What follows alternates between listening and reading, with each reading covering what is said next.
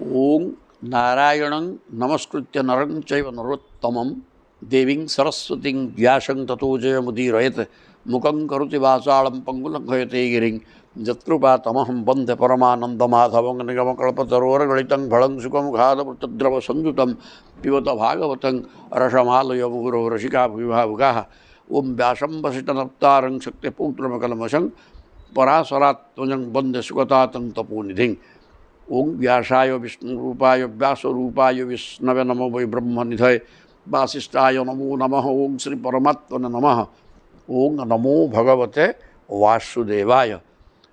दशम स्कंध अध्याय 50 बर्तमान कालजवन नारद कहले कालजवन को देखिए तो समकक्ष योद्धा द्वारकार मथुरा अच्छा कृष्ण कृष्ण कृष्ण तांग ना अच्छा तू जाकि युद्ध कले हम तेणु सी सैन्य 3 कोटी मेछ को धरिक घेरऊ करदेला इे दूत आसिक भगवान को कहीदेला जे जरासंध काली की परदिन आसिक पाइज बाहरी पड़ा राजधानी तेणु प्रभु देखिले ये सब आड़ समस्त आक्रमण कले क्या सागर कि युद्ध करवा आम लोक सुरक्षित रही तेणु विश्वकर्मा को निर्देश दे समुद्र भितर द्वारका पुणी निर्माण कले एवं तापर राति कि बहिक नहीं से समस्त रखीदे युद्ध भी प्रस्तुत है ये कथा कह बर्तमान 50 अध्यायर गोटे श्लोक बाकी थे देखा आगेवा तत्र जोग प्रभावेण नीत्वा सर्वजन हरि हरि भगवान कृष्ण कृष्ण जोगर प्रभाव जोगमाया जोगमाया तंकर विराट शक्ति तेणु जोगमायार प्रभाव द्वारा राति राति मथुरा समस्त जनसाधारण को उड़े नहीं द्वारकार घर सब जे जहाँ जो परिवार सब गोटे गोटे परिवार गोटे गोटे घर रखईदे प्रजापालन रामेण कृष्ण समनुमंत्रित एवं कृष्ण बर्तमान भगवान कृष्ण निज ज्येष्ठ भ्राता बलराम को कहले बाबा तुम्हें आउ जी कि अच्छा ये राजधानी भितर तुम्हें रह मु बाहर को चलली निर्जगाम पुर द्वार नगर मुख्य द्वार खोलाला पाचेरी देहरे मुख्य द्वार जो फिटला एवं प्रभु पद्ममाली गोटे पद्ममाला पकई निरायुध अस्त्रशस्त्र किसी नहीं बाहर को चलले ये अध्यायटी सरले इति श्रीमद्भागवत महापुराणे पारमहंस्यां संहितायां दशम स्कंधे उत्तरार्धे दुर्ग निर्वेशन नाम 50तम अध्याय 150 अध्याय आसिले ये कालजवन कि शेष हे बर्तमान शुकवाच शुकदेव होती हे राजा परीक्षित तंग विलोक्य विनिष्क्रांत विनिष्क्रांत तंग विलोक्य विनिष्क्रांत नगर द्वार दे बाहर को पलि आसवा भगवान कृष्ण को देखिक कालजवन उज्जिहान इवो डूपम उडूप माने चंद्र सत्य जमी पूर्व दिगु चंद्र उदय हेले माने प्रभु शरीर चंद्र किरण भाया ज्योति बाहर तेणु देखिक कहला ये किए रे बापा कालजवन दर्शनीयतम अति चमत्कार दिशुंद रूप शरीर ज्योति बाहर श्यामम प्रभु हेले घन श्याम कलाहांडिया मेघ भाया श्यामल वर्ण पीत कौशेयवासम एवं पीताम्बर परिधान करते सदा पीताम्बर एवं श्यामल वर्ण तेणु सी पीताम्बर को परिधान कर अत्यंत दर्शनीय रूप सत्य जमी पूर्व दिगु चंद्र उहिले यही प्रकार गमनीय रूप अस्त्र शस्त्र किसी नहीं बाहरी पड़े श्रीवत्स जिते प्रभु रूप वर्णना है आड़ी लिखिदे हो कि निश्चय आ कि चलो कहले श्रीवत्स वक्षसंग भ्राजत कौस्तुभाग मुक्तकंधरं पृथु दीर्घ चतुर्बाहु नवकंजारुणे क्षणम आउर किमिका रूप हो प्रभुंर ना श्रीवत्स वक्षसम वक्ष देश श्रीवत्स ब्राह्मण गोईठा चिन्ह श्रीवत्स बोले भृगु भृगु परीक्षा करने तो 3 देवता भितर सर्वश्रेष्ठ किए प्रभु शोई कहले मु भृगु आसिली तुम सर्वज्ञ सबू जानुच गोटे बाहाना कि शोच माइले गोईठे ओहो प्रभु से उठिक पाद आँचुच्च कहले हरे मो ମୋ ଶରୀରଟା ବଜ୍ର ତୁଲ୍ୟ କଠୋର, ଆପଣଙ୍କୁ କେତେ କଷ୍ଟ ହୋଇଥିବ ଏ ପ୍ରକାର କହିକିରି ସେଠୁ ଭୃଗୁ ତାଙ୍କୁ ପରୀକ୍ଷା କରି ଜାଣିଦେଲେ। ସେ ଚିହ୍ନଟା ତାଙ୍କ ବକ୍ଷସ୍ଥଳରେ ଅଛି। ଭ୍ରାଜତ କୌସ୍ତୁଭ, କୌସ୍ତୁଭା ମୁକ୍ତକନ୍ଧରମ୍, କୌସ୍ତୁଭ ମଣି ଯେଉଁଟା ବାହାରିଥିଲା ସମୁଦ୍ର ମନ୍ଥନ ସମୟରେ ସେଗୁଡ଼ା ଗଳାରେ ଲମ୍ବିଛି। ଶ୍ରୀବତ୍ସ ବ୍ରାହ୍ମଣଙ୍କର ଋଷିଙ୍କର ପଦଚିହ୍ନ ଛାତିରେ ଅଛି। ପୃଥୁ ଦୀର୍ଘ ଚତୁର୍ବାହୁମ, ଅତ୍ୟନ୍ତ ପୃଥୁ ମାନେ ବିଶାଳ, ପ୍ରେତ ଭଳିଆ ଅସ୍ଥିଚର୍ବାକୃତି ନୁହଁ, ପୃଥୁଳ ଶରୀର ଏବଂ ଦୀର୍ଘ ବାହୁ, ଚତୁର୍ବାହୁ ଚାରିଟା ହାତ ଯାହା ଅତି ଲମ୍ବା ଲମ୍ବା ଲମ୍ବା ହାତ। ନବ କଞ୍ଜାରୁଣେ କ୍ଷଣ, ନୂତନ ପ୍ରସ୍ଫୁଟିତ କଞ୍ଜ ମାନେ ପଦ୍ମ ଫୁଲ ଭଳିଆ ଆଖି। ଆଖିଟା କ'ଣ ପଦ୍ମ ଫୁଲ ଭଳିଆ ପାଖୁଡ଼ା ପାଖୁଡ଼ା ହେଇଛି ନା ନାହିଁ ମ, ପଦ୍ମ ଅତ୍ୟନ୍ତ କମନୀୟ ରୂପ ତା'ର। ପ୍ରଭୁଙ୍କର ପଦ୍ମର ଯେଉଁ ଗୋଲାପୀ ରଙ୍ଗ, ଈଷତ ରକ୍ତବର୍ଣ୍ଣ ହେଇଛି, ଗୋଲାପୀ ରଙ୍ଗ ହେଇଛି ସେଗୁଡ଼ାକ। ଆଖିଟା ଧଳା ଦିଶିଲେ ସେଗୁଡ଼ା ତ ରକ୍ତହୀନତା ପରି ଲାଗିବ, ଏତେ ସୁନ୍ଦର ନୁହେଁ। ତେଣୁ ଈଷତ ଗୋଲାପୀ ରଙ୍ଗ ହେଇଛି ଏବଂ ପଦ୍ମ ଭଳିଆ ଅତ୍ୟନ୍ତ କମନୀୟ। ପଦ୍ମ ଭଳିଆ ପାଖୁଡ଼ା ନୁହେଁ, କିନ୍ତୁ ପଦ୍ମ ଭଳିଆ ସୌନ୍ଦର୍ଯ୍ୟ, ପଦ୍ମର ସୌନ୍ଦର୍ଯ୍ୟ ରହିଛି ତା ଯେଉଁଟା ଚିତ୍ତାକର୍ଷକ ହେଇଛି। ପୁଣି ନିତ୍ୟ ପ୍ରମୁଦିତଂ ଶ୍ରୀମତ୍ ସୁକପୋଳମ୍ ଶୁଚିସ୍ମିତମ୍ ମୁଖାରବିନ୍ଦମ୍ ବିଭ୍ରାଣଂ ସ୍ଫୁରନ୍ ମକର କୁଣ୍ଡଳମ୍। ବୋଲେ ନିତ୍ୟମ୍ ନିତ୍ୟ ପ୍ରମୁଦିତଂ ଶ୍ରୀମତ୍, ସଦା ସର୍ବଦା ପ୍ରଭୁ ଉଲ୍ଲସିତ ହୋଇକି ଥାଆନ୍ତି। ଆମେ ସଂସାରରେ ଯେଉଁମାନେ ଘରଦ୍ୱାର କରିକି ଆମେ ପରିବାର ନେଇକି ରହିଛେ, ଆମର ନାନା ପ୍ରକାର ସାଂସାରିକ ଦୁଶ୍ଚିନ୍ତା ଥିବା ହେତୁରୁ ଆମ ମୁହଁ କେବେ ହର୍ଷ ହେବନି। ମୁହଁଟା ବାଇଗଣ ପୋଡ଼ା ଭଳିଆ ଶୁଖିଲା ଶୁଖିଲା ହେଇଥିବ। କିନ୍ତୁ ପ୍ରଭୁଙ୍କର ତାଙ୍କର ତ କିଛି ନାହିଁ, ଆଗକୁ ନେଇକି ପଛକୁ ନେଇକି, କାମ ନେଇକି, ପରିବାର ନେଇ। ତେଣୁ ସିଏ ନିତ୍ୟ ପ୍ରମୁଦିତମ୍, ସଦାବେଳେ ହସ ହସ ମୁହଁ। ଶ୍ରୀମତ୍ ସୁକୁପଳମ୍, ଶ୍ରୀ ମାନେ ସୌନ୍ଦର୍ଯ୍ୟ, ପ୍ରତ୍ୟେକ ଅଙ୍ଗ ଯିଏ ଯେମିତି ହେବା କଥା ହେଇଛି ସୁନ୍ଦର। ଆଉ କପୋଳ ମାନେ ଗଣ୍ଡ ଦେଶ, ଠାକରା ଗାଲ ନୁହଁ, ମାଂସଳ ଏବଂ ପରିପୂର୍ଣ୍ଣ ହୋଇକି ରହିଛି। କପୋଳ ଶୁଚିସ୍ମିତମ୍, ମନ୍ଦ ମନ୍ଦ ହସ। ମୁଖାର ବିନ୍ଦମ୍ ବିଭ୍ରାଣ, ଏହି ପ୍ରକାର ମୁଖ ପଦ୍ମକୁ ଧାରଣ କରିଥିବା। ସ୍ଫୁରନ ମକର କୁଣ୍ଡଳମ୍, କାନରେ ମକର କୁଣ୍ଡଳ ଶୋଭା ପାଉଛି, ମାନେ ମଗର ଆକୃତିର କୁଣ୍ଡଳ କାନରେ ଶୋଭା ପାଉଛି। ତାପରେ ଆହୁରି କ'ଣ ହେଇଛି ନା ବାସୁଦେବ ହୟଙ୍ଗିତି ପୁମାନ୍ ଶ୍ରୀବତ୍ସଲାଞ୍ଛନ ଚତୁର୍ଭୁଜ ଅରବିନ୍ଦାକ୍ଷ ବନମାଲ୍ୟତି ସୁନ୍ଦର। ବାସୁଦେବ ହି ଅୟଙ୍ଗିତି ପୁମାନ୍ ଶ୍ରୀବତ୍ସଲାଞ୍ଛନ। ତେଣୁ ୟାଙ୍କୁ ଯିଏ କେହି ଦେଖିଲେ ବାସୁଦେବ ବୋଲି ଜାଣିଦେବ, କାରଣ ନାରଦ ବି ତାଙ୍କୁ ବର୍ଣ୍ଣନା କରିଛନ୍ତି ତାଙ୍କ ରୂପ। ଇଏ ଦେଖିଲା ଏ ତ ସମାନ ମେଳ ହେଉଛି।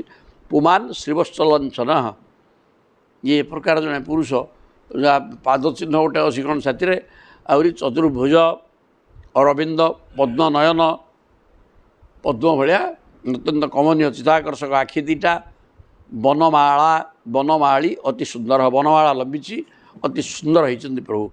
ଲକ୍ଷଣୀ ହି ନାରଦ ପ୍ରୋକ୍ତି ହି ନାନ୍ୟ ଭୈତୁବରହତି ନିରାୟୁଧ ଚରନ୍ ପଦ୍ଭ୍ୟାଂ ଜୁଷ୍ୟେ ଅନେନ ନିରାୟୁଧ।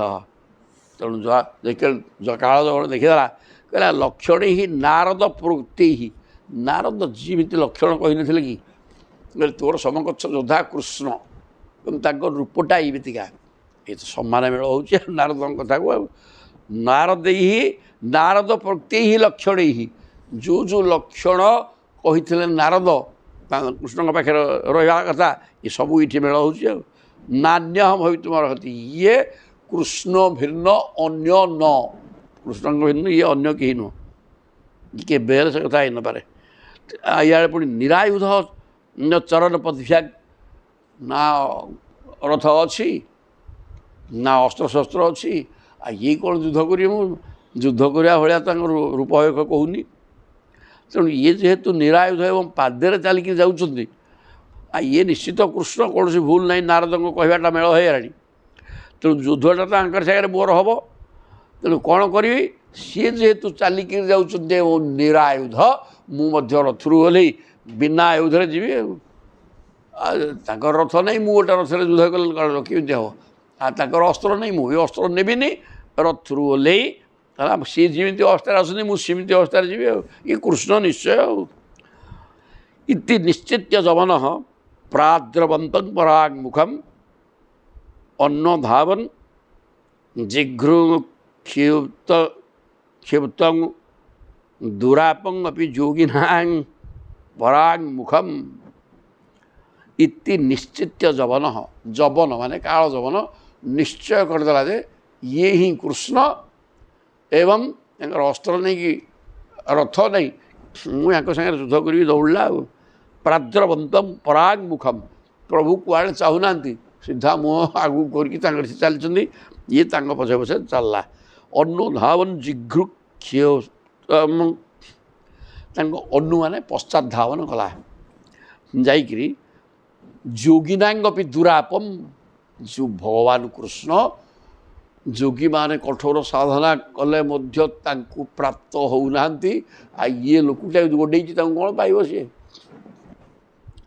प्रभु क्या धरा दिखती सी धर तेणु जी जोगी मान दुर्लभ जो मैंने पाइबापी कठोर साधना कर मिलूना यहीटा डकायत गोड़े पछे कि पाइब तेणु हस्तप्राप्त विवात्वानम हरिणा स पदे पदे नीतु दर्शयता दूरम जवनेशु अद्रिकंदर प्रभु कौन करती पाखक लगी जाती सत्य हाथ बाजे न बाजे यही प्रकार अवस्था कर दिखती जहाँफल ये बुझे जे ए धरी विशेष असुविधा नहीं हरिणास पदे पदे प्रति पादक्षेप सत्य जमी धरी ए प्रकार व्यवस्था करके छड़ई छड़ई पाखे रही रही जाऊे गुडे दूरे कि नुह क्या पलैब दौड़ी यहाँ जब दूरे जी ये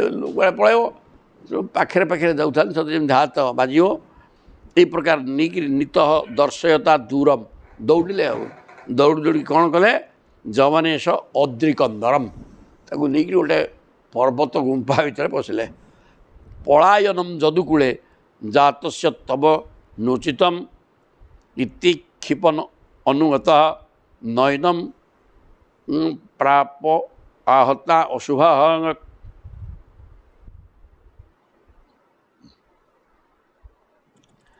पलायन जदुकूले जातस्य तब नोचितम इे से पाटिकी कहूँ जदुकूले जातस्य तब पलायन उचित न जदुकूल तो जदुवंश जात हो जो जदि होती स्वयं जजाति पुओ जजाति पराक्रमी थे पुओ होकरी कूलर तुम वंशधर तुम्हें कौन युद्ध न करी खसिकी पलाऊच ये तो वीरर काम नुहे तुमको शोभा पाऊनी गुड़ाक इति क्षिपन यही प्रकार आक्षेप उक्ति करी जदुवंशर राजा तुम्हें जदु होती जजाति पुओ एवं पराक्रमी युद्धर धर्म तुमको मालूम नहीं मुझे तो युद्ध करिया तुमको आह्वान करुँची तुम्हें कौन दौड़ुच कि ये प्रकार कही पछे दौड़ला नयनम प्राप आहता अशुभ जे पर्यंत तार पाप कटि न थाए पाप कटि न थाए भगवान को पाइबार समर्थ हो पारे जड़े पापी भगवान को पाइपर सहजरे पाप कटला मिल ना तेणु ये पापीटा तेणु भगवान को पाइपारानी पछे सेमती गोडेला कौन है सेठू एवं क्षिप्तोपि भगवान प्राविशत गिरिकंदरम सोपी प्रविष्ट तत्रान्यम शयानम ददृशे नरम एवं क्षिप्त अपि ए प्रकार प्रभु को आक्षेप करी कहूले तुम्हें क्षत्रिय होकरी भीरु भाया युद्धरू पलाऊच पछुआ पछुक मुह कर पछुक ଯୁଦ୍ଧ କ୍ଷେତ୍ରରୁ ପିଠି କରିଦେଇକି ପଳାଉଛ ଏ ପ୍ରକାର ତାଙ୍କୁ ଆକ୍ଷେପ କରୁଥିଲେ ମଧ୍ୟ ଭଗବାନ ତାକୁ କିଛି ନ ଶୁଣିକିରି ସେ ପର୍ବତ ଗୁମ୍ଫା ଭିତରେ ପଶିଲେ। ସୋପି ପ୍ରବିଷ୍ଟ ଏ ତ ପଛରେ ଗୋଡ଼େଇଛି ଆଉ କହିଲା ହଉ ତୁ ଯାହା କେତେ ବାଟ ଯାଉଛୁ ମୁଁ କ'ଣ ତ ଛାଡ଼ୁଛୁ ନା କ'ଣ ଗୋଡ଼େଇଛି। ତେଣୁ ସିଏ ଗୁମ୍ଫାରେ ପଶିଲା ମାନେ ଇଏ ବି ସେ ଗୁମ୍ଫାରେ ପଶିଲା। ପ୍ରବିଷ୍ଟ ତତ୍ର ଅନ୍ୟଂ ଶୟାନଂ ଦଦୃଶେ ପ୍ରଭୁ ଯାଇକିରି ଦେଖିଲେ ଅନ୍ୟଂ ଶୟାନଂ ନରମ ଆଉ ଜଣେ ମଣିଷ ସେଠି ଶୋଇଛି ଏକଥା ପ୍ରଭୁ ଦେଖିଲେ। କ'ଣ କଲେ ସେଠୁ ନନ୍ଦୋଷୌ ଦୂରମାନୀୟ ସେତେ ମାଂ ଇହ ସାଧୁବତ୍ ଇତି ମତ୍ୱା ଅଚ୍ୟୁତଂ ମୂଢ଼ ତଂ ପଦାଗା ସମତାଳୟଗତ ପ୍ରଭୁ ତା ଭିତରେ ପଶିଗଲା ଆସିକି ସେଠି କାଳଯବନ ଏ ଯେଉଁ ମୁଚୁକୁନ୍ଦ ଶୋଇଥିଲେ। ତେଣୁ ୟାଙ୍କର ଯେଉଁ ଉତ୍ତରୀୟଟା ପିତ୍ତ ବସନ ଘୋଡ଼େଇ ଦେଲେ ଉପରେ ଘୋଡ଼େଇ ଦେବାରୁ ମୁହଁ ସହ ସବୁ ଘୋଡ଼େଇ ଦେଇଛନ୍ତି। ନହେଲେ ମୁହଁଟା ଦେଖିଦେଲେ ଜାଣିଦେବ ସେଇଟା ସେ ଲୋକ ନୁହଁ। ଘୋଡ଼େଇ ଦେଇ ତାଙ୍କର ସେ ଅନ୍ତର୍ଧ୍ୟାନ ଭିତରେ ଲୁଚିଗଲେ କୁଆଡ଼େ ଆଉ। କାଳଯବନ ପଛରେ ଗୋଡ଼େଇକି ଆସିକି କହିଲା ଆଚ୍ଛା ଆଚ୍ଛା ଏଇଠି କ'ଣ ନରମ ଦଦୃଶେ ଆରେ ଏଇଠି ଆସିକି ଶୋଇପଡ଼ିଲାରେ ଦୌଡ଼େଇକିରି ମୋତେ ଆଣି ବଢ଼ିଆ ଆଉ ନନ୍ଦୁ ଅସୌ ଦୂରମାନୀୟ ମୋତେ ଏତେ ଦୂର ଆଣିକିରି ସେତେ ମାଙ୍ଗ ସାଧୁବତ ଗୋଟେ ଗୋଟା ସାଧୁ ଇଏ ଆଉ ଏତେ ଦୂର ମୋତେ ଦୌଡ଼େଇକିରି ଆଣିଲା ଏଠି ନିରାପଦରେ ଶୋଇପଡ଼ିଛି ଆଉ ମେଳାଣ ଘୋଡ଼େଇ ହେଇକିରି ଆଉ ଇତି ମତ୍ୱା ଏଇ କଥା ମନେ କରିକିରି ମୂଢ଼ ମୂର୍ଖୁଟା ତାକୁ ମୃତ୍ୟୁ ଡାକିଲାଣି। ତେଣୁ ଅଚ୍ୟୁତଂ ତଂ ପଦା ସମତାଳୟତ ପାଦରେ ମାଇଲା ଗୋଇଠା ଆଉ ସେ ଭାବିছে ଇଏ ସେଇ କୃଷ୍ଣ ଆଉ ତେଣୁ ଗୋଇଠା ମାଇଲା। ସ ଉତ୍ଥାୟ ଚିରଂ ସୁପ୍ତ ଶନୈଃ ଉନ୍ମୂଲ୍ୟଲୋଚନେ ଦିଶୋ ବିଲୋକୟନ ପାର୍ଶ୍ୱେ ତଂ ଅଦ୍ରାକ୍ଷିତ ଅବସ୍ଥିତମ୍। ସେ ଗୋଇଠା ମାଡ଼ ଖାଇକିରି ସେ ଦୀର୍ଘଦିନ ଯୁଦ୍ଧ କରିକିରି ଅସୁରମାନଙ୍କ ସହିତ ଦେବତାମାନଙ୍କର ସପକ୍ଷରେ ରହି ଅସୁରମାନଙ୍କ ସହିତ ଯୁଦ୍ଧ କରି କ୍ଳାନ୍ତ ହୋଇଯାଇଥିଲେ ଏବଂ ଶୋଇବା ପାଇଁ ବର ମାଗିଥିଲେ। ତେଣୁ ଇନ୍ଦ୍ର କହିଥିଲେ ଠିକ୍ ଅଛି ତୁମେ ଶୋଇବ ଯିଏ ତୁମ ନିଦ୍ରା ଭଗ୍ନ କରିବ ସିଏ ସେଠି ଜଳି ପଡ଼ିକିରି ମରିଯିବ। ନିରାପଦରେ ଶୋଇଥିଲେ ଇଏ ଗୋଇଠା ମାଡ଼ କରିବାରୁ ସେ ଦୀର୍ଘ ସମୟ ପରେ ଉଠିଲେ।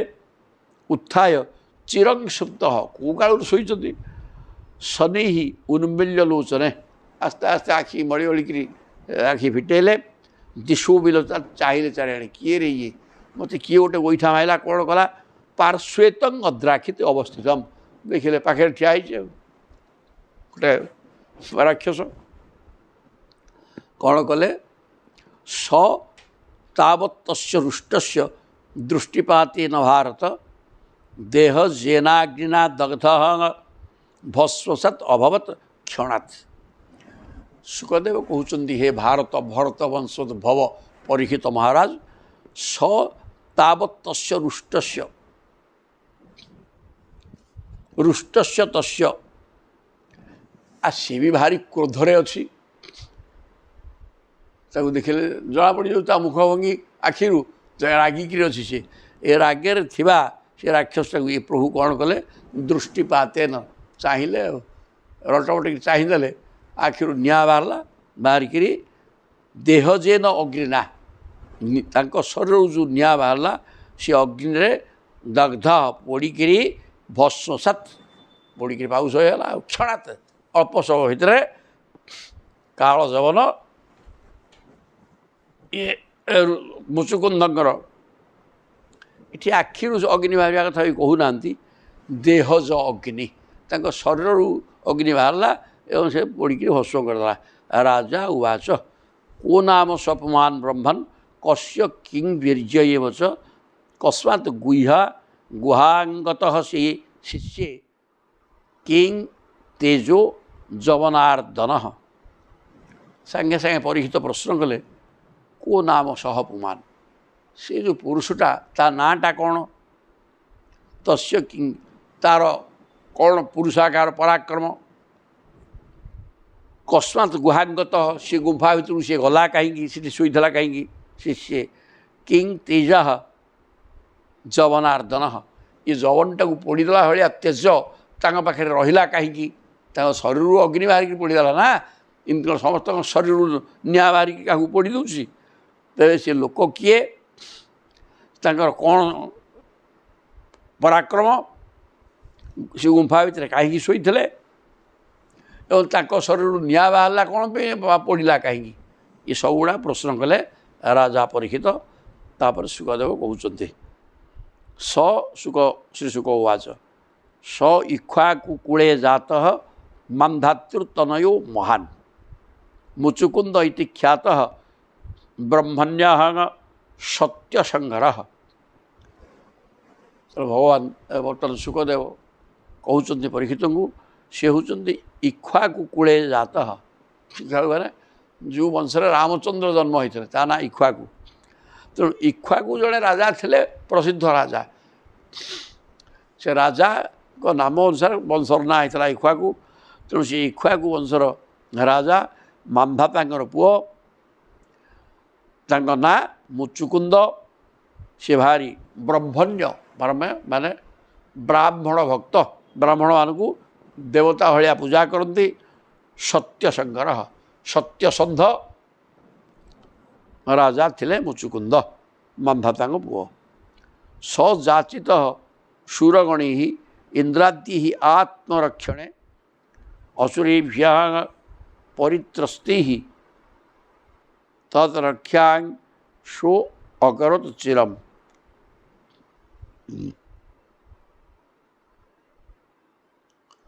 ସଯାଚିତ, ବର୍ତ୍ତମାନ ଇନ୍ଦ୍ରାଦି ଦେବତାମାନେ ଅସୁରଙ୍କ ଦ୍ୱାରା ଅତ୍ୟନ୍ତ ଭୟଙ୍କର ଭୟଭୀତ ହୋଇଗଲେ। ସେମାନେ ନିଜର ରକ୍ଷା ପାଇଁ ରାଜା ମୁଚୁକୁନ୍ଦକୁ ପ୍ରାର୍ଥନା କଲେ। ସଯାଚିତ ଶୂରଗଣୈଃ, ମୁଚୁକୁନ୍ଦଙ୍କ ପାଖକୁ ଯାଇକରି ଇନ୍ଦ୍ରଙ୍କ ସହିତ ସବୁ ଦେବତାମାନେ ଆତ୍ମରକ୍ଷଣେ, ଅସୁରମାନଙ୍କୁ ପାରିଲେନି। ତେଣୁ ଯାଇକରି ମୁଚୁକୁନ୍ଦକୁ କହିଲେ, କ'ଣ କହିବା, ଆମ ରାକ୍ଷସ ପରାଜୟ କରି ପକାଉଛନ୍ତି ଯୁଦ୍ଧରେ, ଆପଣ ଟିକେ ଆମକୁ ଯୁଦ୍ଧରେ ସାହାଯ୍ୟ କରନ୍ତୁ। ଅସୁରେଭ୍ୟ ପରିତ୍ରସ୍ତି, ଅସୁରଙ୍କ ଠାରୁ ତ୍ରାସ ପାଇ ଭୟଭୀତ ହୋଇକରି ରକ୍ଷାଂଶ ଅକରତ୍ ଚିରମ୍, ମୁଚୁକୁନ୍ଦଙ୍କୁ ଡାକି ନେଲେ। ସେ ଦୀର୍ଘ ଦିନ ରାକ୍ଷସମାନଙ୍କ ସହିତ ଯୁଦ୍ଧ କରି ଦେବତାଙ୍କୁ ସୁରକ୍ଷିତ କରାଇଲେ। ଲବ୍ଧ୍ୱା ଗୁହନ୍ତେ ସୋପାଳ ମୁଚୁକୁନ୍ଦଂ ଅଥା ବ୍ରୁବନ୍ ରାଜନ୍ ବିରମତାଂ କୃଚ୍ଛ୍ରାତ୍ ଭବାନ୍ ନଃ ପରିପାଳନାତ୍। ଲବ୍ଧ୍ୱା ଗୃହନ୍ତେ ସୋପାଳ, ଇନ୍ଦ୍ର ଘର ଦ୍ୱାର ଛାଡ଼ିକିରି ବୁଲୁଥିଲେ, ରାକ୍ଷସମାନେ ରଜା ହେଇକରି ବସିଥିଲେ ଇନ୍ଦ୍ର ହେଇକରି। ତେଣୁ ଏ ମୁଚୁକୁନ୍ଦ ସମସ୍ତଙ୍କୁ ପରାସ୍ତ କରିକି ହଟେଇଲେ। ପୁନର୍ବାର ସେମାନେ ଯେଝା ସ୍ଥାନକୁ ଯିଏ ପାଇଗଲେ ଦେବତାମାନେ। ତାପରେ ମୁଚୁକୁନ୍ଦକୁ କହିଲେ, ମୁଚୁକୁନ୍ଦଂ ଅଥ ଅବ୍ରବୀତ୍, ମୁଚୁକୁନ୍ଦକୁ ଇନ୍ଦ୍ର କହିଲେ, କ'ଣ କହିଲେ, ରାଜନ୍ ବିରମତାଂ, ଆପଣ ଏଥର ଯୁଦ୍ଧ ବନ୍ଦ କରନ୍ତୁ, ରାକ୍ଷସ ସବୁ ମଲେଣି, କିଏ କୁଆଡ଼େ ଗଲେଣି, ଆଉ କିଛି ଅସୁବିଧା ନାହିଁ। କୃଚ୍ଛ୍ରାତ୍ ଭବାନ୍ ନଃ ପରିପାଳନାତ୍, ଆପଣ ବଡ଼ କଷ୍ଟ ସହିକିରି ରାକ୍ଷସମାନଙ୍କ ସହିତ ଯୁଦ୍ଧ କରି ତାଙ୍କୁ ପରାଜୟ କରି ମାରି ପିଟିକିରି ବିନାଶ କରିଛନ୍ତି, ବହୁ ପରିଶ୍ରମ କରିଛନ୍ତି ଆପଣ ଆମମାନଙ୍କ ପାଇଁ। ତେଣୁ ନରଲୋକେ ପରିତ୍ୟଜ୍ୟ ରାଜ୍ୟ ନିହତ କଣ୍ଟକମ୍ ଅଶ୍ୱାନ ପାଳୟତୁ ବୀର କାମାହାତେ ସର୍ବ ଉଜ୍ଜିତା। କହିଲେ, ହେ ବୀରବର ମୁଚୁକୁନ୍ଦ, ତୁମେ ନରଲୋକକୁ ପରିତ୍ୟାଗ କରି, ନିଷ୍କଣ୍ଟକ ରାଜ୍ୟ ତୁମର ଥିଲା, ସେ ପ୍ରକାର ରାଜ୍ୟ ଏବଂ ପ୍ରଜାଜନ ତଥା ନିଜର ପରିବାର ବର୍ଗ ସମସ୍ତଙ୍କୁ ଛାଡ଼ିକିରି ଅଶ୍ୱାନ ପାଳୟତ, ଆମକୁ ରକ୍ଷା କରିବା କାମରେ ତୁମେ ରହିଲ। କିଏ, ଦେବତାମାନେ ଇନ୍ଦ୍ରଙ୍କ ସହ ସବୁ ଦେବତାମାନେ କହୁଛନ୍ତି। ତେଣୁ କାମାହାତେ ସର୍ବ ଉଜ୍ଜିତା, ତୁମର କୌଣସି କାମନା ବାସନା ବର୍ତ୍ତମାନ ନାହିଁ ଏବଂ ସଂସାର ତ୍ୟାଗ କରି ଆମ ସେବାରେ ରହିକି ତମ ଦୀର୍ଘ ଦିନ ପଳାଇଲାଣି। ତେଣୁ ସୁତା ମହିଷ୍ୟ ଭବତଃ ଜ୍ଞାତୟ ଅମାତ୍ୟ ମନ୍ତ୍ରିଣାଃ ପ୍ରଜାସ୍ସ ତୁଲ୍ୟ କାଳିଆ ନାଧୁନା ସନ୍ତି କାଳିତା। ବର୍ତ୍ତମାନ କାଳର ପ୍ରଭାବରୁ ତୁମ ବଂଶରେ ତୁମ ସୁତ ମାନେ ପୁଅ ମାନେ ରାଣୀ ଆଉ ଭବତଃ ତୁମର ଜ୍ଞାତି କୁଟୁମ୍ବ ମନ୍ତ୍ରୀ କେହି ଆଉ ନାହାନ୍ତି। କାଳର ପ୍ରଭାବ ବେଳେ ବହୁତ ବର୍ତ୍ତମାନ ଯୁଗ ପଳେଇଲାଣି, ଯାହାଫଳରେ କାଳର ପ୍ରଭାବରେ ସମସ୍ତେ ଶେଷ ହେଇଗଲେଣି। ଅଧୁନା ବର୍ତ୍ତମାନ ଆଉ ତୁମେ ତୁମ ରାଜ୍ୟକୁ ଜାଣିପାରିବନି, ତୁମର ତ କେହି ନାହିଁ ଆଉ। ଏ ଯୁଗ ଯୁଗ ପଳେଇଲାଣି, ବହୁତ ଦିନ ସେଠି ରହିକି ତୁମେ ଯୁଦ୍ଧ କଲଣି, ଆଉ ସେ ସଂସାରରେ କିଛି ନାହିଁ, ସବୁ ପରିବର୍ତ୍ତନ ହେଇଗଲାଣି। ତାପରେ କ'ଣ ହେବ ତାହେଲେ ନା କାଳୋ ବଳିୟାନ ବଳିନାଙ୍ଗ ଭଗବାନ ଈଶ୍ୱର ଅବ୍ୟୟ ପ୍ରଜା କାଳୟତେ କ୍ରୀଡ଼ାଙ୍ଗନ ପଶୁପାଳ ଯଥା ପଶୁଙ୍ଗନ। କାଳ ହେଉଛି ସମୟ ବଡ଼ ବଳବାନ, ଫିଲ୍ମ ଅଛି ନାଇଁ କି? ତେଣୁ କାଳ ବଳିୟାନ, କାଳ ସବୁଠାରୁ ବଳୁଆ। ବଳିନାଙ୍ଗ ଯେତେ ବଳବାନ ଅଛନ୍ତି ସବୁଠାରୁ କାଳ ହେଉଛନ୍ତି ବଳୁଆରେ ବାପା। ଭଗବାନ ଈଶ୍ୱର ଅବ୍ୟୟ, ସେ ହିଁ ଭଗବାନ, ସିଏ ତ ମହାକାଳ ହିଁ ଭଗବାନ, ସ୍ୱୟଂ ଭଗବାନ ସେ, ଏବଂ ସେ ହିଁ ଈଶ୍ୱର, ସିଏ ହିଁ ଅବ୍ୟୟ। ଅବ୍ୟୟ ମାନେ ତାଙ୍କର ପରିବର୍ତ୍ତନ ହେଉନି। ତେଣୁ ପ୍ରଜା କାଳୟତେ କ୍ରୀଡ଼ନ୍, ସେଇ ମହାକାଳ ଖେଳିକିରି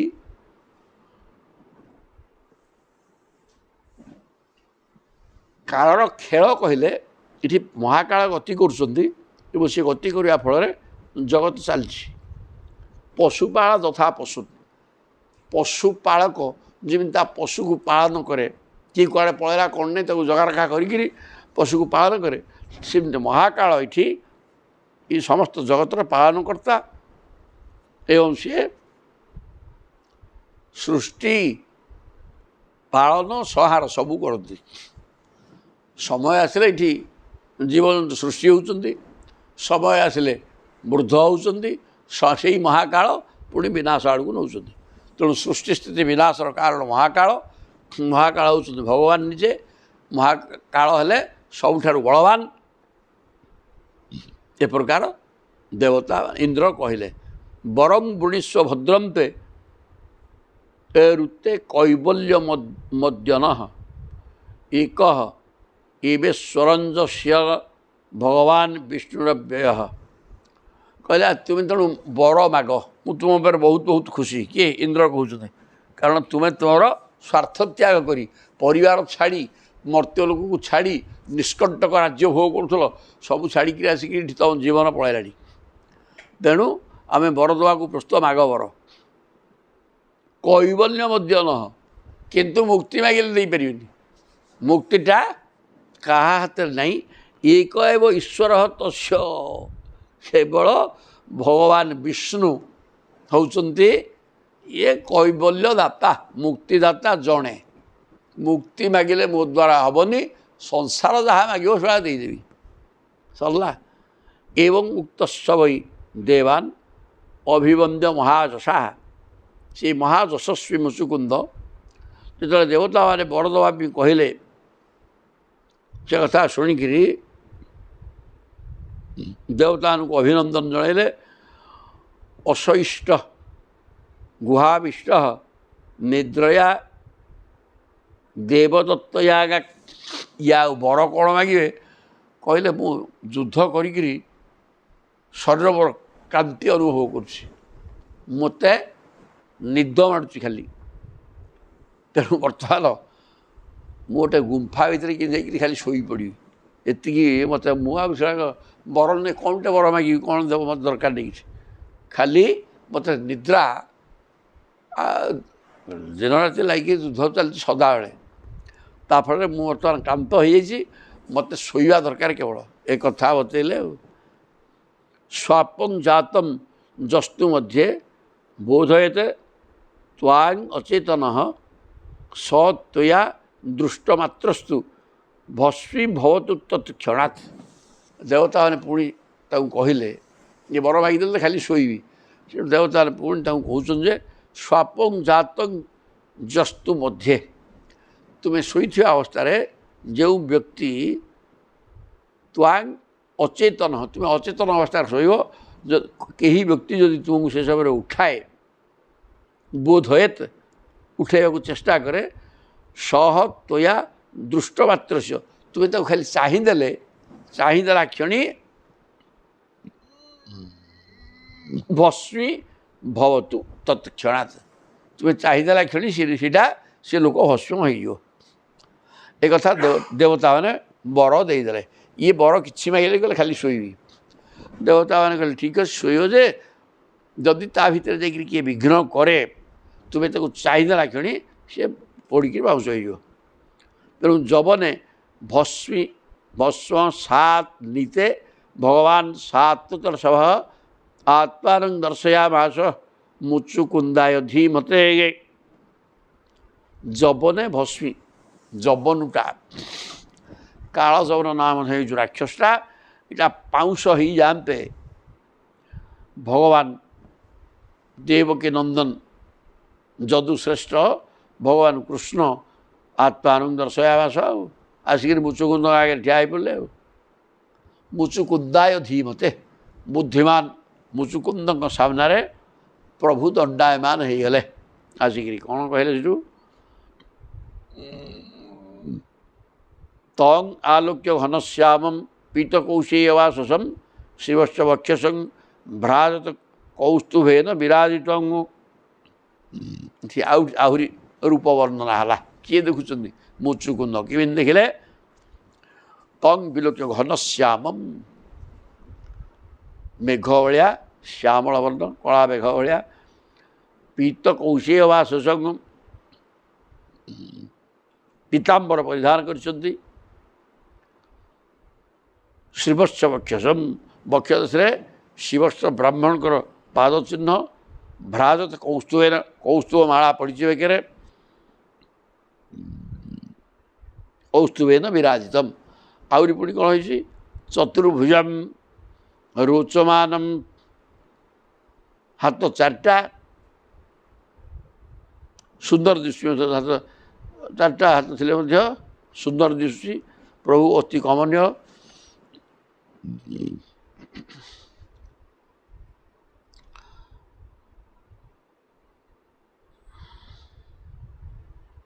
ଭ୍ରାଜତ କୌସ୍ତୁଭେନ ବିରାଜିତମ୍ ଗଲେ, ଚାରି ହାତ ବୈଜୟନ୍ତ୍ୟାସ ମାଳୟା, ବୈଜୟନ୍ତ ମାଳା ବି ପଡ଼ିଛି ବେକରେ। ଚାରି ହାତିଆ ଭଗବାନ ହେଇଛନ୍ତି। ଚାରୁ ପ୍ରସନ୍ନ ବଦନମ୍, ଅତ୍ୟନ୍ତ ମନୋହର ହସ ହସ ମୁହଁ। ସ୍ଫୁରତ ମକର କୁଣ୍ଡଳମ୍, ମକରାକୃତିର କୁଣ୍ଡଳ ଦୁଇ କାନରେ ଶୋଭା ପାଉଛି। ପ୍ରେକ୍ଷଣୀୟ ନୃଲୋକସ୍ୟ ସାନୁରାଗ ସ୍ମୃତେ କ୍ଷଣମ୍ ଅପିଚ୍ୟ ବୟସଂ ମତଂ।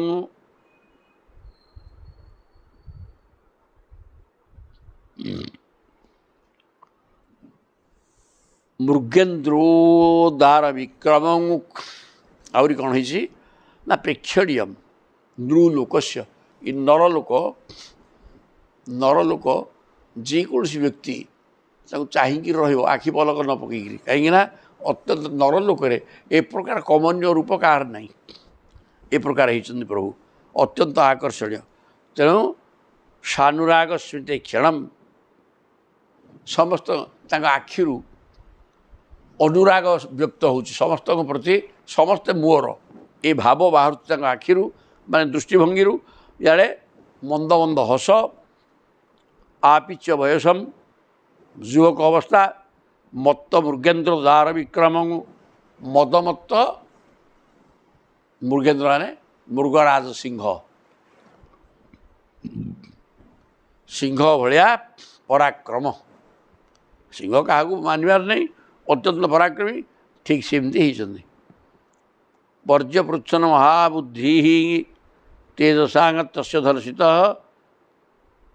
ଶଙ୍କିତ ଶନକୈଃ ରାଜା ଦୁର୍ଧର୍ଷଂ ଇବ ତେଜସା। ପର୍ଯ୍ୟପୃଚ୍ଛନ ମହାବୁଦ୍ଧି ତେଜସା ତସ୍ୟ ଧର୍ଷିତା।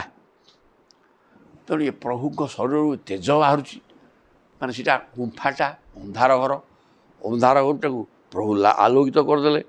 ତେଣୁ ତାଙ୍କ ଦେହରୁ ज्योति बाहर से ज्योति देखिकी ये जो मुचुकुंद कहले अरे ये कौन आखि बुझी है तर तेज एत प्रखर तापर पर्यपुरुषर महाबुद्धि बुद्धिमान मुचुकुंद पचारे प्रभु को तुम्हें किए से बोले शंकित सनके ही राजा दुर्धर्षंग तेजसा शरीर बाहर तेज एवं रूपकांति कमनीय रूप या देखिकी अत्यंत प्रीत हो गले मुचुकुंद एवं तांकू कहउचंदी क्या भगवान कृष्ण को मुचुकुंद कहले कौन कहते मुचुकुंद उवाच बोले को भवान यह संप्राप्त विपिने गिरिगौहरे पदभ्यांग पद्मपलाशाभ्यांग विचरसी उरुकंटके कहले को भवान तुम्हें किए यह संप्राप्त ए जगह को आसिल कहीं जंगल पहाड़ परिपूर्ण हिंस्र जंतु अच्छा जलखिया करदे विपिने गिरिगौहरे यहाँ पर्वत यहाँ गुंफाटे अंधार गुंफा या भर तुम्हें आसिल केमी कौन कहीं आसिल पदभ्यांग पद्म पलाशाभ्यांग पद्म पत्र भाया पद्म भाया तुम पादटा है पद्म भाया विचरसी उरुकंटके ये चारिजाण कंटा बुदा भल मंद परिपूर्ण होकर पहाड़ जंगल पथुरिया रास्ता ये खाली गोड़े तुम्हें चली चलिकी ये गुंफा भितर को आसिल कहीं तुम्हें किएस एक कथा मुचुकुंद प्रश्न कले किंचित तेजस्विना तेजो भगवान बा विभावसु